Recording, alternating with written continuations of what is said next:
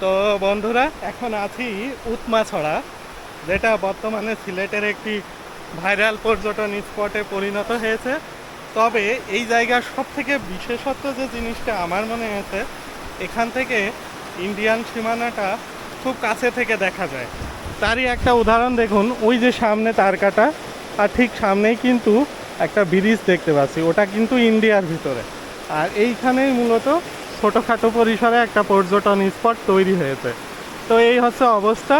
তো সাথেই থাকুন, আরও দেখাতে থাকি আপনাদের। এভাবে ধরে রাখো, ঠিক আছে? যদি ডিসপ্লে দেখতে মন চায় স্ক্রিনের উপরে।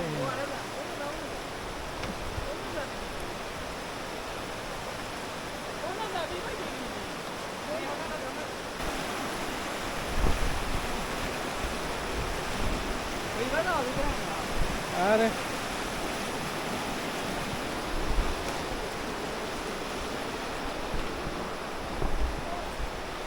সাবধানে।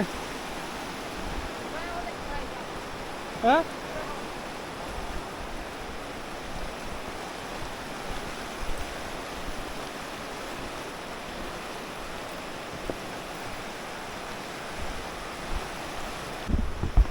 তো বন্ধুরা, মেঘালয়ের বিশাল বিশাল পাহাড়গুলো যদি খুব কাছ থেকে উপভোগ করতে চান, তাহলে অবশ্যই আপনাদের আসতে হবে উৎমাছড়া। কারণ এখান থেকে এই পাহাড়গুলো খুবই কাছ থেকে দেখা যায়। ঘন জঙ্গল দিয়ে ঘেরা পাহাড়গুলো এক সবুজের মরুভূমি মনে হচ্ছে। আর ঠিক আমরা এখান থেকে প্রায় 500 মিটার দূরেই রয়েছে হচ্ছে ইন্ডিয়ান বর্ডার এবং কাঁটাতার।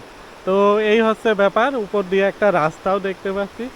আর বাংলাদেশের সীমানাটা হচ্ছে এই সাইডটা, এই পুরো সাইডটা হচ্ছে বাংলাদেশের মধ্যে। তো এই হচ্ছে মোটামুটি এখানকার পরিবেশ।